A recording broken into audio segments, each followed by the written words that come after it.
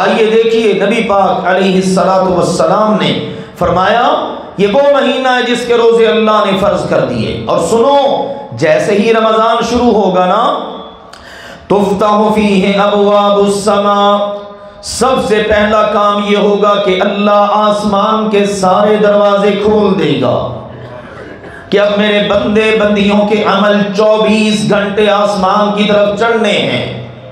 مومنوں کے، ایمان والوں کے، مخلص لوگوں کے عمل چڑھیں گے، رفتار بڑھ جائے گی. لہذا فرشتوں آسمان کے سارے دروازے کھول دو. کتنی بڑی خوشخبری ہے، کتنی بڑی سعادت کی بات ہے. فرمایا وَتُغْلَقُ فِيهِ أَبْوَابُ الْجَحِيمِ، اور حکم ہوتا ہے جہنم کے دروازے اب بند کر دیے جائیں.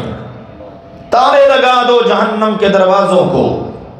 اور تُغَلُّ فِيهِ مَرَدَةُ الشَّيَاطِينِ، جو سرکش شیاطین ہیں، باز نہیں آتے، حرکتوں سے تنگ کرتے ہیں، اکساتے ہیں اللہ کی نافرمانی پر، ان کو پابند سلاسل کر دیا جائے.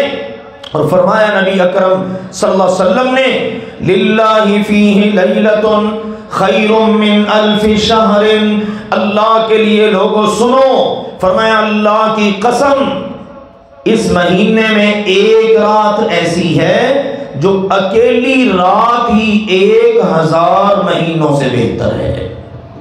پھر کہا من حرم خیرہا فقد حرم، اتنی بڑی سعادتیں مل جانے کے باوجود چلو پورا مہینہ نہ صحیح، آخری طاق راتوں میں ہی بندہ کچھ محنت کر لے، فرمایا جو اس سے بھی محروم رہ گیا وہ تو بہت بڑی خیر سے ہی محروم رہ گیا. اب اور کون سا مہینہ ہے اس کو جگانے کے لیے، اس کو بیدار کرنے کے لیے؟ تو یہ تیاریاں شعبان سے شروع ہو جاتی. اور میرے عزیزو یاد رکھیے، آنے والا مہینہ اس کی فکر کیجئے، اخلاص نیت اختیار کیجئے. اگلے جمعے انشاءاللہ عرض کروں گا آپ کے سامنے کہ ہمیں رمضان کی تیاری کر کے اس کو گزارنا کیسے چاہیے.